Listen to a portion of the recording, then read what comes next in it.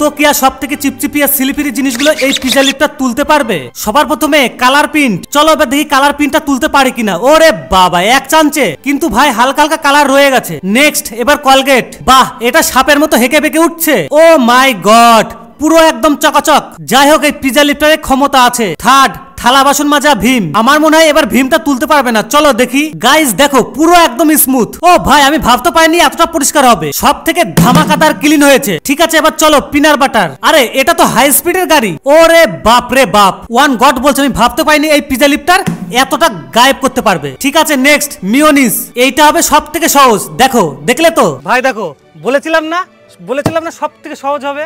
Last glue আঠা। ভাই এটা মনে হচ্ছে একটু কঠিন হবে। চলো আগে তো তুলে তো দেখি। এই বাবা, স্লিপ কাটছিস কেন? আরে ভাই এক চান্সে উঠে যা। গাইস দেখো, পরিষ্কার তো করেছে কিন্তু হালকা হালকা এখনো আটা আটা ভাব আছে। তো এবার কমেন্টে বলো এর থেকে আর কি কঠিন জিনিস তোলা যায়।